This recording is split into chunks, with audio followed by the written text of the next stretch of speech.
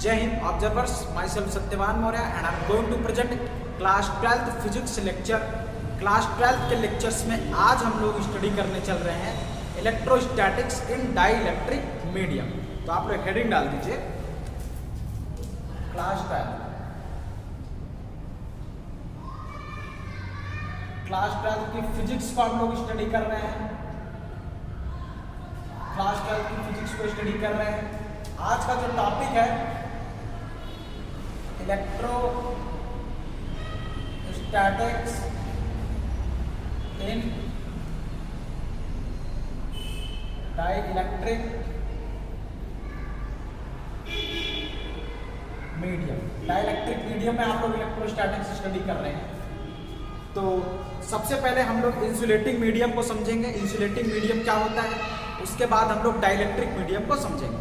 तो हेडिंग डाल दीजिए insulating medium. Insulating medium, insulating medium. देखिए, इंसुलेटिंग मीडियम एक ऐसा मीडियम होता है, जैसे आपने कोई एक मीडियम लिया, इसमें अगर आपने कोई चार्ज प्लेस किया, those medium which does not allow to flow the charges through them is known as insulating medium। तो अब जैसे इस मीडियम में अगर आपने कोई प्लस चार्ज जैसे यहाँ पे रख दिया है, तो कुछ टाइम के बाद जब आप आएंगे तो आप देखेंगे कि चार्ज जहाँ पे रखा था वही रहेगा। एक ऐसा मीडियम जो चार्ज को डिस्प्लेस नहीं करता है, बल्कि जहाँ रहता है वहीं पे पड़ा रहता है, तो ऐसे मीडियम को हम लोग क्या बोलते हैं? Insulating medium. ये चार्ज को कंडक्ट नहीं करता है। और कंडक्टर में क्या होता है? कंडक्टर में अगर आप चार्ज यहाँ रखे हैं तो हो सकता है चार्ज यहाँ पहुँच जाए, यहाँ से यहाँ पहुँच जाए, और हो सकता है चार्ज यहाँ से यहाँ आपका पहुँच जाए। और ज़्यादातर कंडक्टर और मेटल्स में चार्ज जब हम इसको देते हैं तो ये कहाँ पहुँच जाता है? सरफेस पर। तो ऐसा मीडियम जो चार्ज को कंडक्ट करता है, जो चार्ज को फ्लो करने देता है, उसको हम लोग बोलते हैं आपका कंडक्टिंग मीडियम। और ऐसा मीडियम जो चार्ज को जहाँ पे रखेंगे वहीं पे रहने देता है, जो कंडक्ट नहीं करता है, जो फ्लो नहीं होने देता है, that medium is called the insulating medium. इसको हम लोग इंसुलेटिंग मीडियम बोलेंगे। क्लियर? जैसे आपके इंसुलेटिंग मीडियम में क्या क्या आ जाते हैं? जैसे आपके रबर हो गए, वुड हो गए, प्लास्टिक हो गए, पॉलीथीन्स हो गए, ये सारी चीज़ें आपकी क्या आ जाती हैं? इंसुलेटिंग मीडियम में आ जाती हैं। ये सब बिल्कुल, इसीलिए जो आप इलेक्ट्रोकटेड जो पर्सन होते हैं, आप देखिए वो जो फ्लास्क लिए रहते हैं उसमें देखो रबर लगा रहता है। वो रबर इसलिए लगा रहता है क्योंकि उसमें से चार्ज फ्लो होकर आपकी बॉडी में नहीं आ सकता है, that because of the security purpose. तो वो इंसुलेटिंग मटेरियल का ही बना होता है। आप उसको देखिएगा फ्लास्क में। तो आज हम लोग उसकी फिजिक्स को पढ़ने चल रहे हैं कि जब हम लोग ऐसे मीडियम को हम लोग, या पॉलीथीन हो गया, जब इलेक्ट्रिक फील्ड में रखते हैं तो क्या होता है, इन सारी चीज़ों की स्टडी आज हम करने वाले हैं। Clear? That medium is called the insulating medium. अब नेक्स्ट हेडिंग डाल दीजिए डाइइलेक्ट्रिक, क्योंकि डाइइलेक्ट्रिक पढ़ने वाले हैं तो डाइइलेक्ट्रिक मीडियम का भी जानना बहुत जरूरी है। डाइइलेक्ट्रिक मीडियम क्या होता है पहले इसको जान लें, उसके बाद हम लोग इलेक्ट्रोस्टैटिक्स इन डाइइलेक्ट्रिक मीडियम पढ़ेंगे। तो नेक्स्ट हेडिंग आप लोग डाल दीजिए डाइइलेक्ट्रिक मीडियम। Dielectric medium. चलिए, डाइइलेक्ट्रिक मीडियम ऐसा इंसुलेटिंग मटेरियल जब उसको इलेक्ट्रिक फील्ड में रखते हैं, तो अगर वो मीडियम आपका इलेक्ट्रीफाइड हो गया तो ऐसे मीडियम को डाइइलेक्ट्रिक मटेरियल बोलते हैं। तो if insulator get electrified in the electric field, then it is called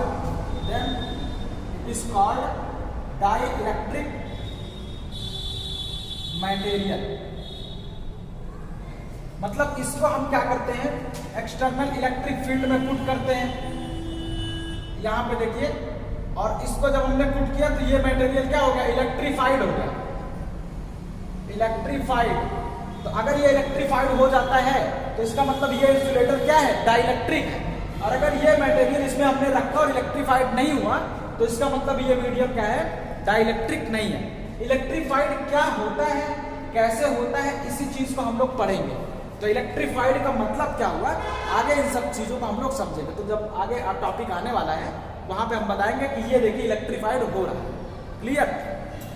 पहले हम लोग थोड़ा सा इंट्रोडक्टरी चीजें कलेक्ट कर लें, क्योंकि इसी के हेल्प से हमें आगे स्टडी करना है। तो if insulator get electrified in the electric field then it is called the dielectric material. तो ऐसा इंसुलेटर जो इलेक्ट्रीफाइड हो जाता है, that medium is called the what? Dielectric medium. अब डाइलेक्ट्रिक मीडियम दो तरह के होते हैं। पहला आपका हो गया पोलर डाइलेक्ट्रिक मीडियम, पोलर, और दूसरा आपका हो गया non polar. Polar dielectric medium and non polar dielectric medium.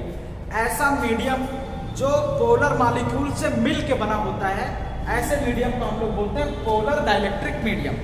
ऐसा मीडियम जिसमें जो आपका नॉन पोलर मॉलिक्यूल से मिल के बना होता है, उसको हम लोग क्या बोलते हैं? Non polar die electric.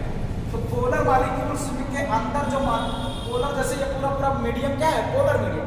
Polar medium के अंदर जो मॉलिक्यूल्स हैं, जैसे HCl, HCl में क्या होता है, ध्यान से इसको समझिएगा। HCl में जो आपके HCl की इसकी इलेक्ट्रोनिगेटिविटी अलग होती है, इसकी इलेक्ट्रोनिगेटिविटी अलग होती है। तो जब दो डिफरेंट इलेक्ट्रोनिगेटिव के एटम्स आपस में मॉलिक्यूल्स फॉर्म करते हैं, तो उनके पॉजिटिव और निगेटिव सेंटर से सेपरेट हो जाते हैं। जब उसके पॉजिटिव और निगेटिव सेंटर सेपरेट हो जाते हैं, तो वो एक डाइपोल फॉर्म करते हैं। तो जो मॉलिक्यूल्स डाइपोल बनाता है, ऐसे मॉलिक्यूल्स को हम लोग क्या बोलते हैं?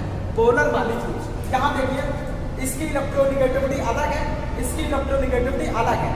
तो इसके तो थोड़ा सा इलेक्ट्रॉन किधर शिफ्ट हो जाता है? क्लोरीन की तरफ।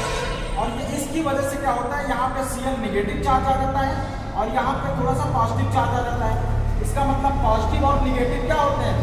सेपरेट हो जाते हैं। जैसे ही ये पॉजिटिव और निगेटिव सेपरेट हो जाते हैं, तो इसको हम लोग क्या बोलते हैं? इसको हम लोग बोलते हैं डाइपोल। तो ऐसा मॉलिक्यूल जो डाइपोल बनाता है और उससे जो आपके सब्सटेंस बनते हैं, that substance is known as the polar dielectric substance, या पोलर डाइलेक्ट्रिक मीडियम, या पोलर डाइलेक्ट्रिक मटेरियल। तो अब यहाँ पे क्या होता है?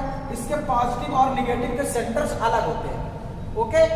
और नॉन पोलर मीडियम में क्या होता है? नॉन पोलर मीडियम आपका जैसे O2, N2 और आपका H2, तो जब दो सेम इलेक्ट्रोनिगेटिव के एटम आपस में कंबाइंड होकर मॉलिक्यूल्स बनाते हैं, तो in that molecule the positive and negative centres are not separated and so they don't form the dipole kind of situation, and that molecules actually called the non-polar molecules. So we can write that in the definition of the polar dielectric medium. क्या लिखेंगे इसको थोड़ा सा देख लेते हैं। चलिए, समझ गए ना? पोलर मॉलिक्यूल्स में क्या होता है? डाइपोल रहता है। नॉन पोलर मॉलिक्यूल्स में कोई डाइपोल। तो नॉन पोलर मॉलिक्यूल्स को जो हम लोग ऐसे रिप्रेजेंट करते हैं, प्लस माइनस, और इसको स्फेरिकल, और इसको हम लोग जो प्रोफाइल देते हैं वो थोड़ा सा एलिप्टिकल प्रोफाइल देते हैं। This is plus and this is minus. Clear? तो पोलर मॉलिक्यूल्स की प्रोफाइल कैसी होती है? Elliptical profile, and the non polar molecules have the spherical profile. So यहाँ पे लिख लीजिए पोलर मॉलिक्यूल्स में हम लोग क्या लिखना चाहेंगे। Now I am removing that and I am going to write the definition of the polar molecules. Please try to understand those substance. इसमें लिखिए पोलर्स में मैं लिख रहा हूँ, ध्यान से देखिएगा। Those substance which have polar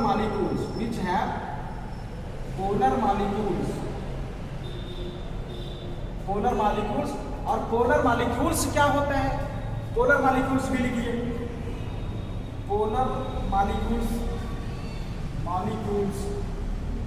लिखते चलिए प्लीज, इंपॉर्टेंट है, नॉलेज की बातें हैं। पोलर मॉलिक्यूल्स उसको बोलते हैं दोज, ऐसे लिखते हैं, when two different electronegative atoms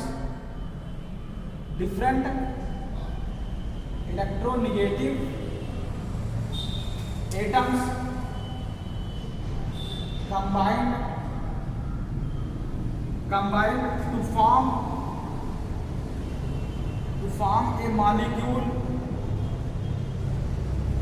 a molecule having having centers of positive and negative charges are separated. Positive and negative charges are separated. Then such molecules is called. Then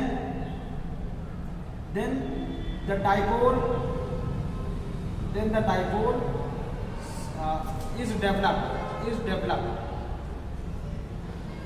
is developed. Then such molecules is called the polar molecules. तो polar molecules उसमें हम लोग बोलेंगे जिनका dipole moment zero नहीं होता है, that and it have dipole moment. Dipole moment को हम लोग पी से लिखेंगे. एक मॉलिक्यूल का डाइपोल मोमेंट जीरो नहीं होता है. इसको लिख लीजिए, इंपॉर्टेंट नोट्स हैं सब चल रहा है. और काफी हायर, देखिए क्लास 12th को मैं हायर अप्रोच लेके पढ़ा रहा हूं. अब ये नॉलेज आपका काफी दूर तक काम करेगा, इसलिए इसको सब लेते चलिए. नॉन पोलर मॉलिक्यूल्स किसको कहते हैं, ध्यान से देखते रहिए. डाइलेक्ट्रिक मीडियम हो गया ना, लिख लीजिएगा. तो हमारे पास हमने ये देखा कि जो आपके पास पोलर मॉलिक्यूल्स होते हैं उसका जो डाइपोल मोमेंट होता है वो जीरो नहीं होता है, एक पोलर मॉलिक्यूल्स का. ध्यान से देखिएगा. अब नॉन पोलर मॉलिक्यूल्स में क्या होता है, नॉन पोलर मॉलिक्यूल्स. और अच्छा, इसमें एक चीज और लिख लीजिएगा, it's profile is represented by elliptical. Okay, तो एलिप्टिकल प्रोफाइल इसकी बनती है और जिसका शेप हम लोग इस तरह से बनाते हैं. पोलर की प्रोफाइल ऐसे बनती है, इसको नोट करिए. नॉन पोलर मॉलिक्यूल्स किसको बोलते हैं, those medium which have atom which have molecules with same electronegativity, उसको हम लोग क्या बोलेंगे, नॉन पोलर मॉलिक्यूल्स. देखिए जैसे कि आपके पास क्या है, O2 हो गया. O2 जब आपके पास कंबाइंड होते हैं तो देखिए इसकी भी इलेक्ट्रोनेगेटिविटी सेम है, इसकी भी इलेक्ट्रोनेगेटिविटी सेम है. तो सेम इलेक्ट्रोनेगेटिविटी की वजह से ये क्या होता है कि आपके जो पॉजिटिव और निगेटिव अलग नहीं होते हैं, एक ही पॉइंट पे होता है. तो अब यहाँ पे भी प्लस और यहाँ माइनस एक ही पॉइंट पे होता है. इस वजह से इनका जो प्रोफाइल बनता है वो स्फेरिकल प्रोफाइल बनता है. तो दोज मॉलिक्यूल्स ऐसे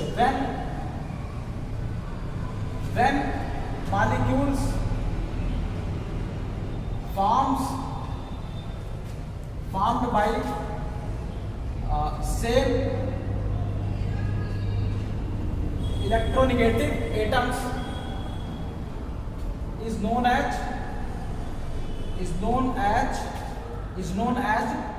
non-polar molecule. Non-polar molecule इसको लिखिए, non-polar molecules. अब इसकी जो प्रोफाइल बनती लिखिए, its profile is spherical.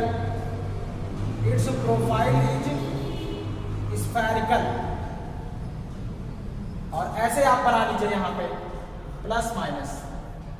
Okay, तो अब हम लोग देखेंगे और इसका जो डाइपोल मोमेंट होता है वो जीरो होता है. एक मॉलिक्यूल का डाइपोल मोमेंट कितना होता है, जीरो. इसका डाइपोल मोमेंट जीरो, क्योंकि डाइपोल मोमेंट में डिस्टेंस, एक चार्ज और उनके बीच की डिस्टेंस चाहिए. तो डिस्टेंस तो है ही नहीं, इस वजह से इसका डाइपोल मोमेंट क्या हो जाएगा, जीरो. ओवरऑल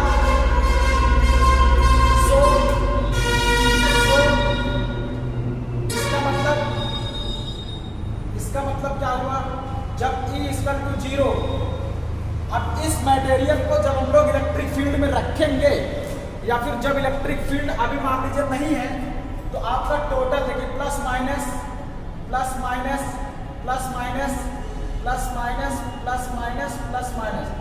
तो इसका भी जीरो, इसका भी जीरो, इसका भी डाइपोल मोमेंट जीरो, इसका भी डाइपोल मोमेंट जीरो, इसका भी dipole moment zero, and this is also have dipole moment zero. तो किसी भी नॉन पोलर मॉलिक्यूल्स का टोटल डाइपोल मोमेंट जीरो होता है in the absence of external electric field. if E vector E is equal to 0, E for external, E naught is the external 0, then then dipole moment P equal to 0। किसके लिए? For non polar molecules के लिए। Clear? अब हम लोग चलते हैं polar molecules के लिए ऐसे डायग्राम बनाने, उसको देखिएगा। तो यहाँ पे जब P इक्वल टू 0 होगा तो P भी आपका क्या हो जाएगा? 0, क्योंकि देखिए 0 0 0 0 हर जगह है। इसको लिख लीजिए, देख लीजिए एग्जाम में कैसे लिखा जाता है। एडवांस लेवल की राइटिंग क्वालिटी में आपको बता रहा हूँ, इसको समझते चलिए। अब आज का लेक्चर थोड़ा सा लंबा हो सकता है, क्योंकि हम लोग आज ही पूरा ये टॉपिक खत्म करने वाले हैं, electrostatics and dielectric medium. So please observers careful, और हाई लेवल का अटेंशन की रिक्वायरमेंट्स होती है। चलिए, यस, अब देखिए नॉन पोलर मॉलिक्यूल्स के पास क्या होता है। मैंने बताया था नॉन पोलर मॉलिक्यूल्स की जो प्रोफाइल होती है कैसी होती है? एलिप्टिकल। लेकिन नॉन पोलर मॉलिक्यूल्स का जो अरेंजमेंट होता है वो रैंडम होता है।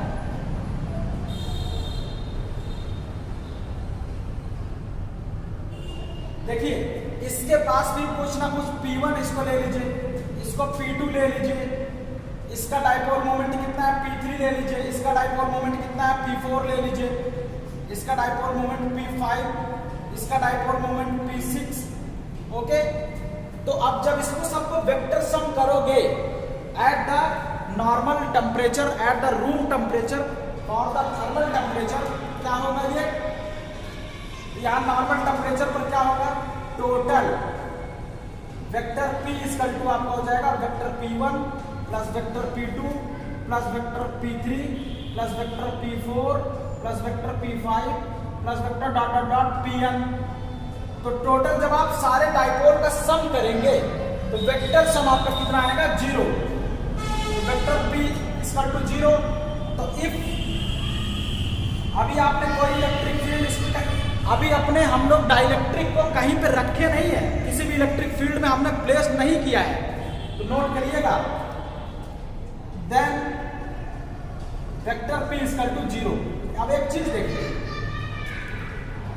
देखिए, अगर हमारा पोलर मॉलिक्यूल होता है या फिर नॉन पोलर मॉलिक्यूल होता है, नॉन पोलर और इस मॉलिक्यूल्स को पोलर मॉलिक्यूल्स है। अगर आपने कोई इलेक्ट्रिक फील्ड नहीं लगाया है, किसी भी इलेक्ट्रिक फील्ड में इन मॉलिक्यूल इस सब्सटेंस को आपने प्लेस नहीं किया है, तो टोटल डाइलेक्ट्रिक जो आपका इलेक्ट्रिक डाइपोल की वैल्यू है वो 0 होगी। यहाँ पे इसलिए 0 हो जाएगी क्योंकि यहाँ पे अलग अलग मॉलिक्यूल से ही 0 है, तो टोटल इस सब्सटेंस के कारण आपका डाइपोल कितना हो जाएगा? 0। यहाँ पे इसलिए 0 होगा क्योंकि देखिए एक मॉलिक्यूल के पास कुछ ना कुछ डाइपोल है, लेकिन जब कंबाइंड फॉर्म आप देखेंगे, एक मॉलिक्यूल उठा के देखोगे तो इलेक्ट्रिक फील्ड या डाइपोल मिलेगा, लेकिन कंबाइंड अगर आप देखेंगे तो पूरे सब्सटेंस के कारण भी हमारे पास डाइपोल मोमेंट की वैल्यू कितनी है? 0। In both the cases we have the electric dipole moment is 0। अब हम लोग देखते हैं जब इन मीडियम्स को इलेक्ट्रिक फील्ड में रखते हैं तो क्या होता है। चलिए नाउ हेडिंग डाल दीजिए आप लोग, dipoles in the electric field. समझ गया ना? तो अभी डाइलेक्ट्रिक ये क्या है? टोटल 0 है, तो इसको देखिए। चलिए अब जब हम लोग क्या करेंगे, जब इसको इलेक्ट्रिक फील्ड में पुट करेंगे तो क्या होगा? Let's try to understand. तो यहां पे भी मैं P0 कर दे रहा हूं, डायरेक्ट देखिएगा। P0 है, यहां पे भी P0 है, ये देखिए। ओके, जब आपका इलेक्ट्रिक फील्ड आएगा, अब इलेक्ट्रिक फील्ड में इसको पुट करेंगे तो क्या होगा? इसको ट्राई टू अंडरस्टैंड। देखिए जब हमारा कोई सब्सटेंस इलेक्ट्रिक फील्ड में रखेंगे तो E0 is the external electric field. जब हम लोग इलेक्ट्रिक फील्ड को किसको हमने सबसे पहले प्लेस किया? Non polar. नॉन पोलर को जब हम लोग इलेक्ट्रिक फील्ड में रखेंगे तो नॉन पोलर मॉलिक्यूल्स में इलेक्ट्रिक फील्ड क्या करेगा? पॉजिटिव और नेगेटिव चार्ज को सेपरेट करने की कोशिश करेगा। तो ये जो अभी तक आपके स्फेरिकल थे, स्फेरिकल प्लस और माइनस थे, तो अब ये माइनस इधर जाने लगेगा और प्लस आपका इधर जाने लगेगा, जिसकी वजह से ये क्या हो जाएगा? माइनस यहाँ प्लस यहाँ डिस्प्लेस हो जाएगा। और यहाँ पे एक डाइपोल डेवलप हो जाएगा। क्लियर? तो अब आपका जो मॉलिक्यूल्स था वो मॉलिक्यूल धीरे धीरे पोलराइज होने लगेगा। तो मॉलिक्यूल आपका क्या होने लगेगा? पोलराइज। लेकिन यहाँ पे जो पोलराइजेशन हो रहा है, प्लीज नोट इट डाउन, यहाँ पे जो पोलराइजेशन हो रहा है वो स्ट्रेचिंग मैकेनिज्म से हो रहा है। यहाँ पे जो पोलराइजेशन हो रहा है वो स्ट्रेचिंग मैकेनिज्म, ये क्या करता है? पॉजिटिव और निगेटिव चार्ज को खींच लेता है। क्लियर? तो यहाँ पे आपका ऐसे प्लस इधर, माइनस इधर, प्लस इधर, माइनस इधर, माइनस इधर, प्लस इधर, माइनस इधर, प्लस यहाँ, माइनस यहाँ, इस तरह से आपके डाइपोल डेवलप हो जाएंगे। तो जब हम नॉन पोलर सब्सटेंस को किसी भी इलेक्ट्रिक फील्ड में रखते हैं तो उसमें डाइपोल डेवलप हो जाता है। पहले डाइपोल डेवलप नहीं था। प्लीज अब हम लोग क्या करेंगे, जब पोलर मॉलिक्यूल्स को इसमें रखेंगे तो पोलर मॉलिक्यूल्स भी क्या करता है, ऐसे देखिएगा, पोलर मॉलिक्यूल्स के जैसे ये वाला आपका मॉलिक्यूल्स है, तो मॉलिक्यूल जब इसका एक्सटर्नल इलेक्ट्रिक फील्ड में रखा जाएगा, जब इसको एक्सटर्नल इलेक्ट्रिक फील्ड में रखेंगे, ये वाला पॉजिटिव चार्ज क्या होगा, उधर अपोजिट उधर इलेक्ट्रिक फील्ड डेवलप हो जाएगा। देखिएगा, पॉजिटिव निगेटिव, पॉजिटिव निगेटिव। तो अब ये वाला चार्ज पॉजिटिव निगेटिव था, ये वाला भी वैसे था। अब ये वाला पॉजिटिव निगेटिव इलेक्ट्रिक फील्ड के डायरेक्शन में, ध्यान से देखिएगा, पॉजिटिव इलेक्ट्रिक फील्ड के डायरेक्शन में हमेशा अरेंज होने की कोशिश करेगा। तो यहाँ पे जितने डाइपोल इधर उधर आपके थे वो क्या, जैसे यहाँ पे ये है, ऐसे रखा है तो ऐसे हो जाएगा, यहाँ पे कुछ ऐसे रखा है तो ऐसे हो जाएगा, कोई ऐसे रखा है तो ऐसे हो जाएगा। तो यहाँ पे आपके जो इलेक्ट्रिक डाइपोल डेवलप होंगे वो आपके रोटेशन मैकेनिज्म के थ्रू डेवलप होंगे। यहाँ पे जो डेवलप होते थे स्ट्रेचिंग मैकेनिज्म के थ्रू डेवलप होते थे। तो please note it carefully, plus minus, plus minus. तो यहाँ का डाइपोल बस रोटेट कर जाएगा। लेकिन हम लोग ये देख रहे थे टोटल, अब यहाँ पे क्या होता था, टोटल आपका डाइपोल मोमेंट जीरो होता था, बट अब डाइपोल मोमेंट जीरो नहीं होगा। क्यों? क्योंकि सारे डाइपोल्स का डायरेक्शन एक है। तो सारे डाइपोल का डायरेक्शन एक होने के कारण सब लोग मिलके एक पावरफुल डाइपोल मूवमेंट डेवलप कर देंगे। क्लियर? प्लस और माइनस, प्लस और माइनस, ध्यान से देखते रहिए जो मैं समझाने की कोशिश कर रहा हूँ। सारी बातें नहीं लिखवा पाएंगे इस 1 घंटे और आधे घंटे के लेक्चर्स में। प्लीज ट्राई टू अंडरस्टैंड, समझने की कोशिश करिए। तो अब ये पॉजिटिव और निगेटिव, तो यहाँ पे भी आपका देखो, जब नॉन पोलर्स को हमने इलेक्ट्रिक फील्ड में रखा तो कहाँ पे भी इलेक्ट्रिक डाइपोल डेवलप हो गया। जब हमने पोलर मॉलिक्यूल्स को रखा यहाँ पे भी डेवलप हो गया। लेकिन यहाँ पे आपके जितने मॉलिक्यूल्स थे वो रोटेट कर करके डेवलप हो रहे थे। यहाँ पे प्लस और निगेटिव को स्ट्रेच करके डेवलप किया गया। तो अब यहाँ पे इन दोनों के पास आपके इलेक्ट्रिक डाइपोल मूवमेंट आपका जीरो नहीं है। अब टोटल इसकी कुछ पहले जीरो था, लेकिन अब इसकी कुछ वैल्यू आएगी। और ये जो इलेक्ट्रिक फील्ड आपने रखा है, ये इलेक्ट्रिक फील्ड भी अंदर डेवलप होगी। क्लियर? तो अब क्या होगा इसको आगे समझिए। जैसे ये हमारे पास पॉजिटिव है, तो अब देखिए पॉजिटिव निगेटिव, बीच में भी पॉजिटिव निगेटिव होते होते होते लास्ट वाला जो मॉलिक्यूल होगा उसको ऐसा सपोज करेंगे, if electric field, if external electric field is uniform, then ध्यान से देखिएगा, देन इसको ऐसा सपोज करेंगे जैसे पॉजिटिव चार्ज यहाँ पे आ गया हो, निगेटिव चार्ज यहाँ पे आ गया हो। क्लियर? यहाँ पे भी हम लोग ऐसा ही सपोज करेंगे जैसे पॉजिटिव चार्ज यहाँ पे आ गया हो और निगेटिव चार्ज यहाँ पे आ गया हो। क्लियर? तो अब ये क्या करेगा, इसी को बोलते हैं इलेक्ट्रीफाइड। अभी हम लोग आगे बात कर रहे थे तो हम लोगों ने बताया था कि आगे चल के इलेक्ट्रीफाइड क्या होता है, वही चीज हम लोग देख रहे हैं। जो मटेरियल इलेक्ट्रीफाइड, जिसमें डाइपोल डेवलप हो जाता है, उसी को हम लोग बोलते हैं इलेक्ट्रीफाइड। क्लियर? तो those insulating material which develops, in which dipole developed when placed in the electric field, then that material is called the dielectric materials. Clear? तो आपका सिस्टम देखिए इलेक्ट्रीफाइड हो रहा है। तो अब जैसे ही आप इसको प्लेस करेंगे, इलेक्ट्रिक फील्ड आपने बाहर लगा दिया, इलेक्ट्रिक फील्ड आपने बाहर लगा दिया, तो अब अंदर के चार्जेस के कारण, डाइपोल के अरेंजमेंट के कारण इसके अंदर भी इंटरनल इलेक्ट्रिक फील्ड डेवलप हो जाएगी। तो इसके कारण आपकी जो इलेक्ट्रिक फील्ड डेवलप होगी उसका डायरेक्शन किधर होगा, प्लस से माइनस की तरफ। क्लियर? ई इंटरनल ई इंटरनल का डायरेक्शन किधर होगा, क्लियर। अब अंदर टोटल कितनी इलेक्ट्रिक फील्ड होगी, तो टोटल जो इलेक्ट्रिक फील्ड होगी उसकी वैल्यू आएगी vector E total equal to vector E minus vector E in, E naught is the external electric field और E in the internal electric field. Plus plus charges है, minus minus, तो सारे plus charges की electric field lines plus से निकल के minus में चले जाएंगे। सो इलेक्ट्रिक फील्ड क्या होगा, अपोजिट डायरेक्शन में डेवलप होगा, क्लियर। तो ध्यान से देखिएगा। अब अगला जो नंबर लिखने जाते हैं पोलराइजेशन, समझ गए ना। जब किसी भी डाइलेक्ट्रिक मटेरियल को हम लोग इलेक्ट्रिक फील्ड में रखते हैं तो क्या बिहेवियर शो करता है, तो पोलराइजेशन देखिएगा। The process of development of the electric dipole of insulating material और dielectric material when placed in the external electric field is known as the polarisation. मतलब डाइपोल के डेवलप होने, देखिए यहाँ पर डाइपोल नहीं था, डाइपोल के जब किसी मीडियम को इलेक्ट्रिक फील्ड में रखते हैं तो डाइपोल के डेवलपमेंट होने की प्रोसेस को हम लोग क्या बोलते हैं, पोलराइजेशन, क्लियर। क्योंकि अब यहाँ पे डाइपोल आपका मॉलिक्यूल पोलर हो रहा है, पहले पोलर था, पहले पोलर नहीं था ये वाला, अब यहाँ पे पोलर मॉलिक्यूल्स बन रहा है, डाइपोल डेवलप हो रहा है।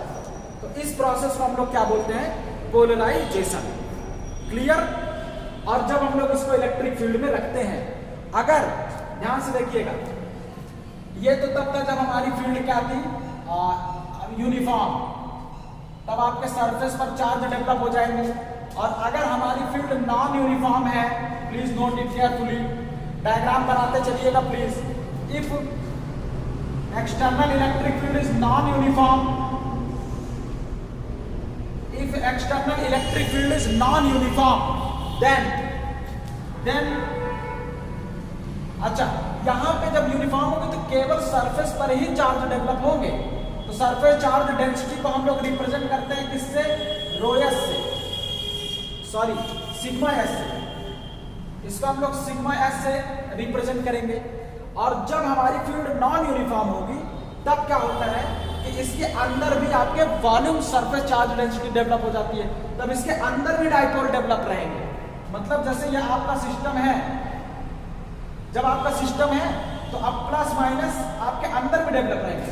इसमें क्या होता था, आपस में मिलकर कैंसिल हो जाते थे, तो अंदर आपकी फील्ड क्या हो जाती थी, अप्रॉक्सीमेट, आपको कोई चार्जेस डेवलप नहीं होते थे। यहाँ पे क्या होता था, प्लस माइनस अब अंदर भी आपके डेवलप रहेंगे, यहाँ पे भी प्लस, यहाँ पे भी माइनस, क्योंकि आपकी फील्ड नॉन यूनिफॉर्म, कहीं पे कम कहीं पे ज्यादा, उसी हिसाब से डाइपोल डेवलप है। तो एक डाइपोल दूसरे डाइपोल को कैंसिल नहीं कर रहा है, तो टोटल चार्ज फिर भी वहां पे प्रेजेंट होता है, ओके। लेकिन जिसको हम लोग बोलते हैं बाउंडेड चार्ज, क्लियर। तो ध्यान से देखिएगा, तो इसके अंदर चार्ज डेवलप होंगे, लेकिन अब यहाँ पे आपको दो तरीके के चार्ज डेवलप होंगे, एक आपको free charge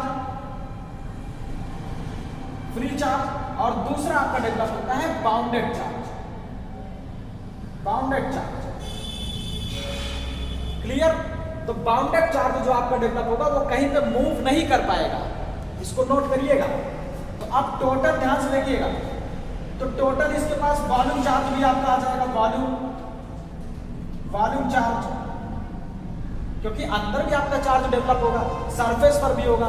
electric field non uniform होगा तो सरफेस पर भी डेवलप होगा, अंदर भी आपका डेवलप होगा। तो देखिएगा वॉल्यूम चार्ज आपकी डेंसिटी कितनी हो जाएगी, वॉल्यूम चार्ज डेंसिटी, अगर ये आपका फ्री चार्ज है तो फ्री चार्ज की वॉल्यूम चार्ज डेंसिटी कितनी हुई, रो, और बाउंड चार्ज की वॉल्यूम चार्ज डेंसिटी कितनी हुई, रो बी, ओके। तो इसको हम लोग वॉल्यूम बाउंड चार्ज बोलते हैं, इसको हम लोग सरफेस बाउंड चार्ज बोलते हैं। This is called the surface bound charge, this is called the volume bound charge, and volume bound charge developed only when the electric field is non uniform, clear. तो अब हम लोग आगे चलते हैं, समझ गए ना how the polarisation takes place.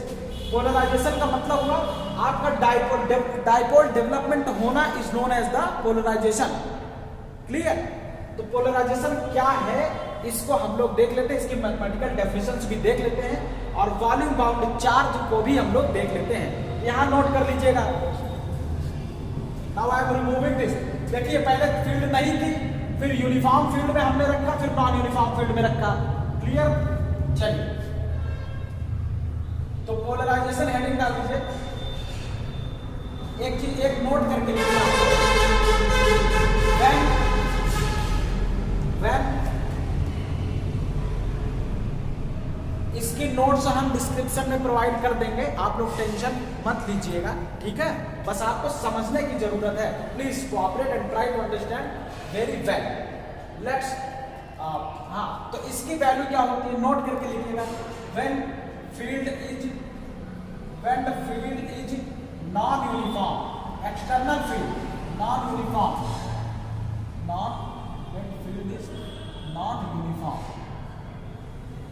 Uniform, then volume bound charge की जो वैल्यू होती है माइनस ऑफ डेल आपका होता है, हाँ, minus of del P. Okay, इसको नोट किए रहिएगा।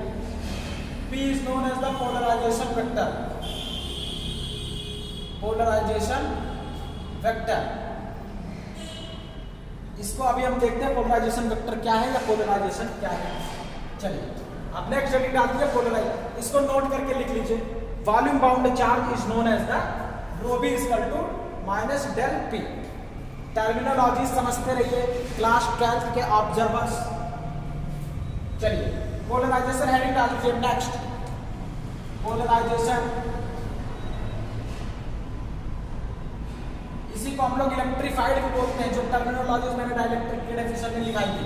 Polarisation the process of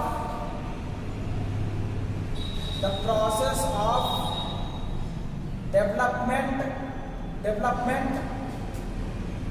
of the dipole in the dielectric medium, when placed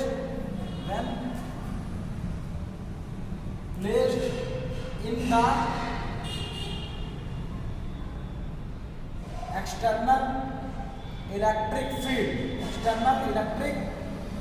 field is known as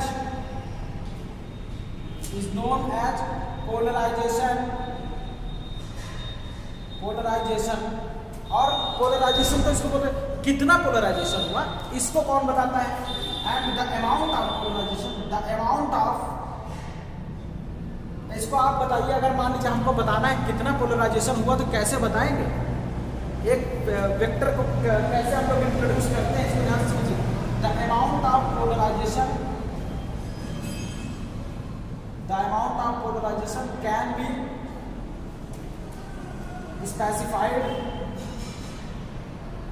specified by a new physical quantity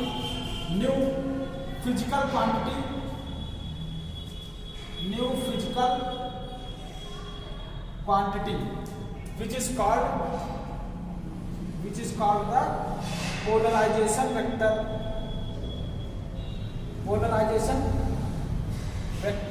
polarisation vector को specified कैसे करते हैं? And defined as magnetically equal to dipole moment per unit volume. इसको हम लोग P से represent करते हैं। So P is equal to, मतलब देखो, जितना जैसे कोई इलेक्ट्रिक फील्ड आपने यहाँ पे अप्लाई किया, जितना ज्यादा आप क्या करोगे डाइलेक्ट्रिक यहाँ पे डाइपोल पे डेवलप करोगे, उतना ज्यादा पोलराइजेशन हो रहा है। अरे भाई, पहले आपने क्या था, कोई डाइपोल नहीं डेवलप था, अब आपने इसको इलेक्ट्रिक फील्ड में रख दिया, तो अब आप क्या कर रहे हो, यहाँ पे डाइपोल डेवलप करा रहे हो। तो जितना ज्यादा डाइपोल डेवलप करोगे उतना ज्यादा पोलराइजेशन होगा। तो किसी भी वॉल्यूम में मतलब dipole density is known as the polarization vector.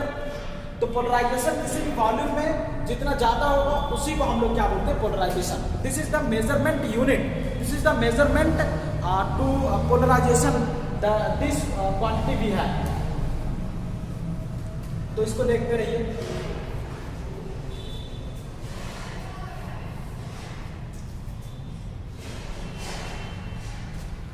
Next,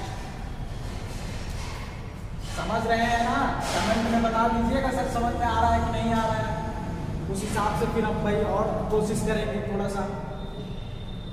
चलिए, अब हम लोग देखेंगे P इजकल टू आपका होता है dP upon dV for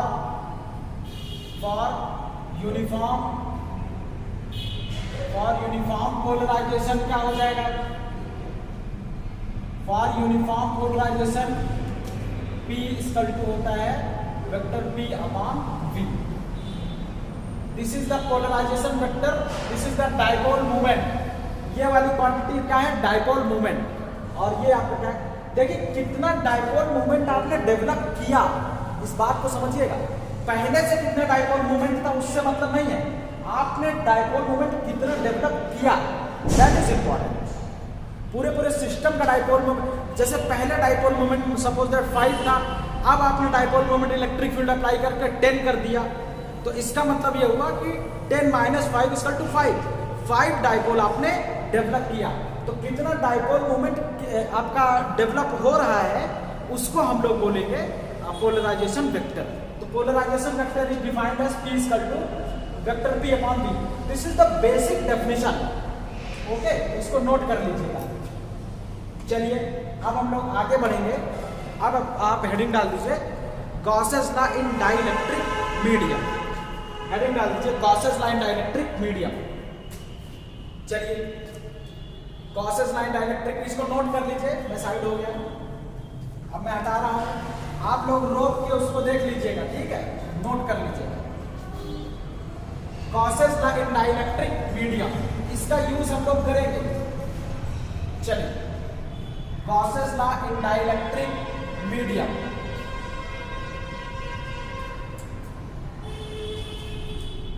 Gauss's law in dielectric medium, heading डाल दीजिए गॉसेस लॉ इन डाइलेक्ट्रिक मीडियम। डाइलेक्ट्रिक मीडियम कैसे गॉसेस लॉ को अप्लाई करते हैं? देखिए मैंने आपको यहाँ पे ये बताया था, अगर आपके पास नॉन यूनिफॉर्म है तो अंदर जो आपकी चार्ज डेंसिटी होगी रो टोटल कितना होगा? रो टोटल आपका रो प्लस रो भी वॉल्यूम बाउंड चार्ज और फ्री चार्ज डेंसिटी, तो इसलिए रो टोटल आपका कितना हो जाएगा? रो टोटल इसका रो प्लस रो भी। अरे यहाँ पे अभी बताया था ना, जब आपकी इलेक्ट्रिक फील्ड नॉन यूनिफॉर्म होगी तब हम लोग क्या करेंगे? Rho plus rho B. तो इसको आप देख लीजिएगा डेंसिटी क्या है, rho plus rho B. And from the Gauss's law we have, Gauss's law क्या कहता था बताइए? Del dot of E equal to rho upon epsilon naught. तो रो की वैल्यू यहाँ पर क्या हो जाएगी? एप्सिलॉन नॉट इधर आ जाएगा, तो del dot of epsilon not into V। Epsilon not equal to constant quantity. अब रो की वैल्यू यहाँ से उठा के हम लोग यहाँ पे पुट कर देंगे रो टोटल, तो क्या हो जाएगा? देखते रहिए। तो रो की वैल्यू यहाँ पे पुट करेंगे तो डेल, ये पूरी वैल्यू आ जाएगी डेल, और epsilon not vector E equal to rho मतलब free charge, rho plus rho B bound charge. Okay, अब रो बी के प्लेस में हम लोग ये पुट करेंगे पोलराइजेशन वेक्टर P। ओके, तो पोलराइजेशन, अच्छा ये फॉर लीनियर डाइलेक्ट्रिक है, इसको नोट कर लीजिएगा, फॉर लीनियर डाइलेक्ट्रिक। तो यहाँ ऐसे लिखिए एज फॉर लीनियर डाइलेक्ट्रिक। ये वाला रिलेशन केवल लीनियर डाइलेक्ट्रिक्स के लिए है। इस लीनियर डाइलेक्ट्रिक का मतलब होता है एक ही डायरेक्शन में डाइपोल डेवलप होना। Okay, as for linear dielectric क्या हो जाएगा? Rho B equal to minus of del P. अब इस वैल्यू को यहाँ पे पुट करिए, इसको इक्वेशन नंबर 1 ले लीजिए and take this equation as A 2, take this equation as A 3, take this equation as A 4। Now putting the rho B from equation 4 into the equation 3, तो वी लेफ्ट क्या हो जाएगा? Epsilon not E equal to rho और इसको जब यहाँ रखेंगे तो कितना हो जाएगा minus of del P. Okay, तो अब ये वाली वैल्यू इधर शिफ्ट हो जाएगी तो कितना होगा, यहाँ माइनस इधर आएगा तो प्लस हो जाएगा। तो del epsilon not E plus del P equal to rho. Rho is the free charge density. अब हम लोग इसको इक्वेशन नंबर क्या ले लीजिए, ये इक्वेशन नंबर 5। यहां से आगे हम लोग बढ़ेंगे तो क्या हो जाएगा देखिएगा, डेल डेल कॉमन ले लीजिए। यहां पे डेल ऑपरेटर आपका क्या होता है, एडिशन पर डिस्ट्रीब्यूटिव होता है, डिस्ट्रीब्यूट कर सकता है। इसी वजह से इसके डिस्ट्रीब्यूटिव प्रॉपर्टी को यूज करके we can take the common epsilon not into E plus P equal to rho. Epsilon not E plus P को हम लोग क्या लिखेंगे, epsilon not E plus P को हम लोग लिखेंगे D. So epsilon not E plus P equal to D, और डी को हम लोग बोलते हैं डिस्प्लेसमेंट वेक्टर, डिस्प्लेसमेंट वेक्टर। यहां पे ये वैल्यू पुट करिए, del D equal to rho. This is the Gauss's law, Gauss's law in dielectric medium. Okay, तो ये हमारा क्या है, देखिए गॉसेस लॉ बिल्कुल वैसा ही है। यहां से देखिए ये बिल्कुल इसी तरह से हमारे पास क्या है, गॉसेस लॉ है। अब इसको इक्वेशन को देखिए यहां पे, now since we know that, since देखिएगा इसको मैं अब हटा रहा हूं या फिर यहीं पे लिख देते हैं, सिंस वी नो दैट। एक चीज देखिएगा, जितना हम लोग इलेक्ट्रिक फील्ड को बढ़ाएंगे, जैसे ये आपका मीडियम है, प्लस माइनस है, प्लस माइनस, जितना इलेक्ट्रिक फील्ड को बढ़ाएंगे उतना ज्यादा डाइपोल डेवलप होगा, उतना ज्यादा पोलराइजेशन वेक्टर होगा। समझ गए, मतलब आपकी एक्सटर्नल इलेक्ट्रिक फील्ड जितनी ज्यादा हम लोग इंक्रीज करेंगे उतना ज्यादा पोलराइजेशन वेक्टर की वैल्यू बढ़ेगी। तो पोलराइजेशन वेक्टर, वेक्टर पी इसका क्या होता है, chi E epsilon not into E. तो polarization vector external electric field पर बहुत तेजी से आपका क्या करता है, डिपेंड करता है।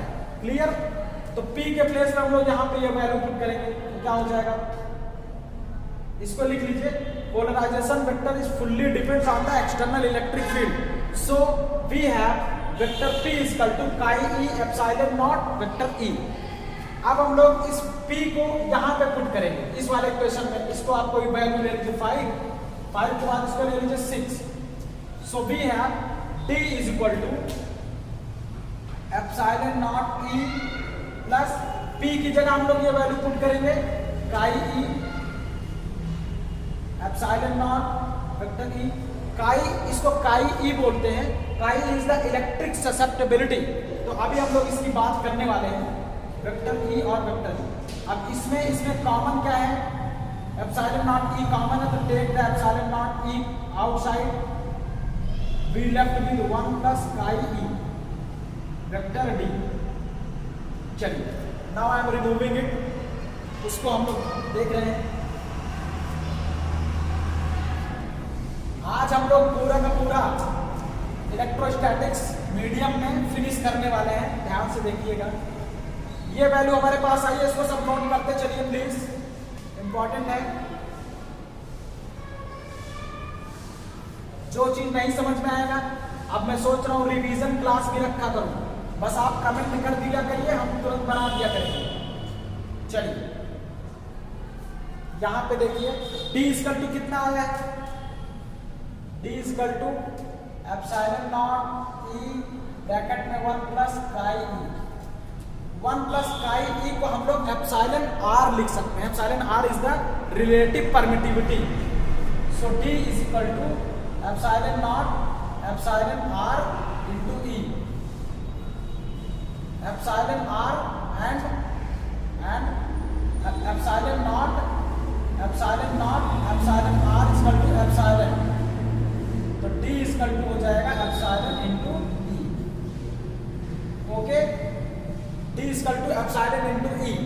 यहाँ पे हम वैल्यू पुट करेंगे। इसको इक्वेशन नंबर 6 ले 7,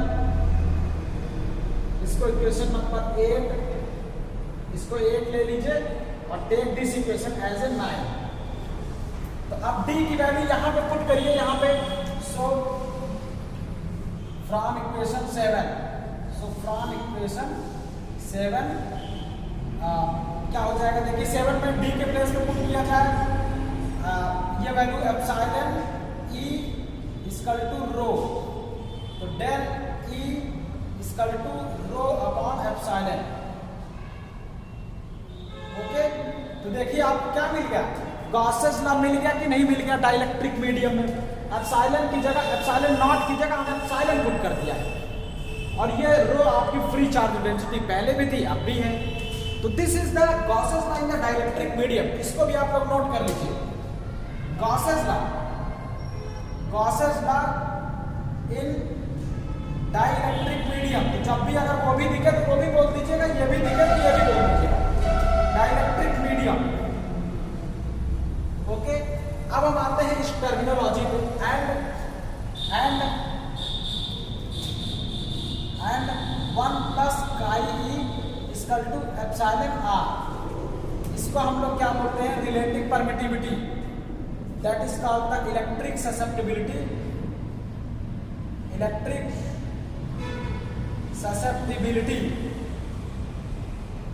और इसको हम लोग बोलते हैं रिलेटिव परमिटिविटी,